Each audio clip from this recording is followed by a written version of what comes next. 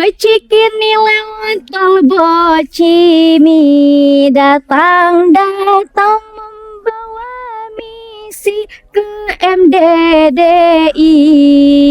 Saya Viva asal Sukabumi, mugi-mugi lolos audisi. Assalamualaikum warahmatullahi wabarakatuh. Innal hamdalillah nahmaduhu wa nasta'inuhu wa nastaghfiruh wa na'udzu billahi min sururi anfusina wa min sayyiati a'malina may yahdihillahu fala mudhillalah wa may yudlilhu fala hadiyalah. Asyhadu an la ilaha illallah wahdahu la syarikalah la nabiyya ba'dah amma ba'd. Dewan Hakim yang saya hormati, yang saya ta'zimi, dan semoga Allah ridhoi, amin.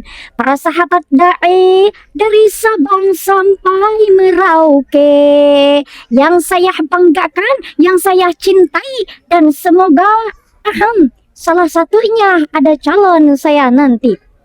Bulan Juni ada yang ngajak khitbah, bulan Julinya ngajak nikah.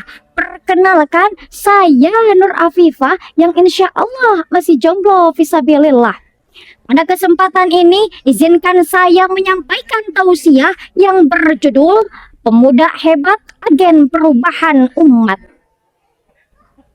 Hadirin, berbicara mengenai generasi muda, Imam Hafiz Imaduddin Abu Al-Fidai Ismail Ibnu Katsir di dalam kitab Tafsir Al-Quranul Azim jilid 9 halaman 109, beliau mengatakan bahwa pemuda merupakan garda terdepan dalam membela kebenaran dan menolak kebatilan. Beliau juga mengatakan syubban fahuwa quwwatun ba'da dha'af. Masa muda merupakan masa yang penuh dengan kekuatan setelah berlalunya masa kelemahan. Akan tetapi hadirin, kita lihat fenomena pemuda di zaman sekarang yang sangat memalukan, memilukan, bahkan menyedihkan. Yang katanya pemuda merupakan generasi penerus bangsa, ternyata banyak penjudi, pencuri, peminum miskin, dan perenggut harga diri yang dilakukan pemuda saat ini. Dan yang paling banyak dinormalisasi ialah pacaran dan perzinahan yang dianggap lumrah dan kebiasaan. Padahal Allah Subhanahu wa taala telah berfirman di dalam Al-Qur'an surat Al-Isra ayat 32. A'udzu billahi minasyaitonir rajim. Bismillahirrahmanirrahim. Wala taqrabuz zina innahu kana fahisha wa sa'a sabila. Dan janganlah kamu mendekati zina, sesungguhnya zina adalah perbuatan yang keji dan suatu jalan yang buruk. Kemudian dipertegas lagi oleh hadis Sahih Bukhari, inna min asyratis sa'ah, sesungguhnya tanda-tanda kiamat adalah ayurfa'a ilmu, diangkatnya ilmu, wa yasbutal jahlu, dan merebaknya kebodohan, wa yashrabal khamru, diminumnya khamar, wa yudharu zina, dan praktik perzinahan secara terang-terangan. Akan tetapi hadirin, dari dalil-dalil tersebut pun pemuda di zaman sekarang masih bisa beralasan, kakak, kan kami nggak pacaran, kami hanya HTS-an. Neng Ujang, mereka nggak pacaran, tapi mereka pegang-pegangan, teng, rangkul-rangkulan, teng. Padahal itu merupakan tindakan perzinahan bagi mereka yang belum dihalalkan.